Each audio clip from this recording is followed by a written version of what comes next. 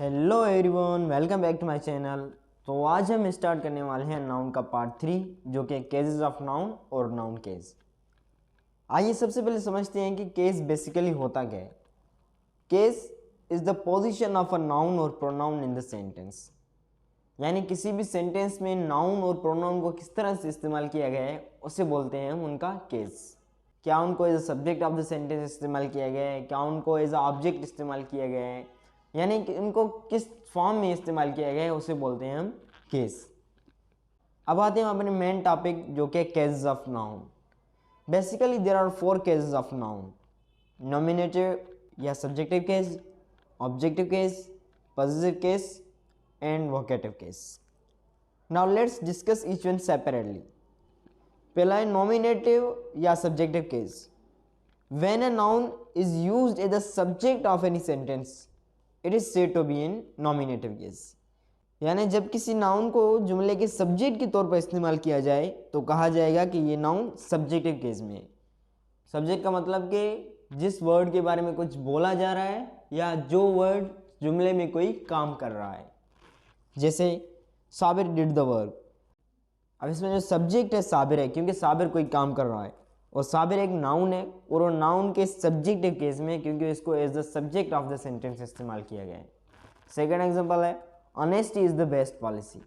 अब इसमें एक्शन तो कुछ नहीं हो रहा, लेकिन जो पूरी की पूरी बात है वो ऑनेस्ट के बारे में कही जा रही है, और honesty is the subject of the sentence.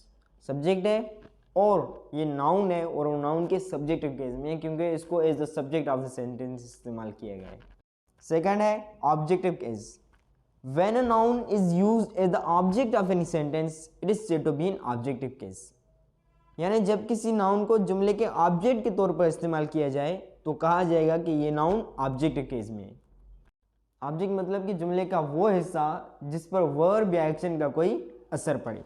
जैसे आई किल द स्नेक। अब इसमें जो पूरा का पूरा असर है वो स्नेक पे पड़ रहा है, और स्नेक ऑब्जेक्ट है, वो एक नाउन है, और ये नाउन कौन से फॉर्म में? ऑब्जेक्टिव फॉर्म में, क्योंकि इसको as the object of the sentence इस्तेमाल किया गया है। सेकंड एग्जांपल है peon rang the bell.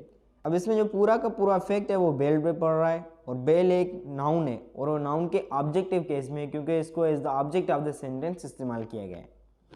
Third है हमारा possessive case. When a noun shows ownership और position in the sentence it is said to be in possessive case, यानी जब भी कोई नाउन जुमले में अपनी मालकियत यानी पोजीशन को जाहिर करे तो कहा जाएगा कि ये नाउन पॉसेसिव केस में है। जैसे दिस इज अ साद्स बुक। अब इसमें जो नाउन है साद वो कोई मालकियत दिखा रहा है, यानी जो बुक है वो किसका है? साद का है, और साद एक नाउन है और नाउन एक मालकियत दिखा रहा है, तो कहा जाएगा कि ये जो नाउन साद है ये पॉसेसिव केस में क्योंकि इसको पोजीशन दिखाने के लिए इस्तेमाल किया गया है।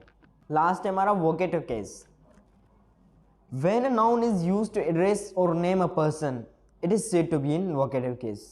यानी जब किसी नाउन को किसी शख्स या जानवर का अटेंशन हासिल करने के लिए इस्तेमाल किया जाए, अगेन आई रिपीट, यानी जब किसी नाउन को किसी शख्स या जानवर का अटेंशन हासिल करने के लिए इस्तेमाल किया जाए तो कहा जाएगा कि वो वोकेटिव केस में है। यानी अगर किसी आदमी से आप मुखातिब होकर कह रहे हैं, उसका नाम ले रहे हैं, तो वो जो नाउन है वो कौन से केस में होगा? वो वोकेटिव केस में होगा।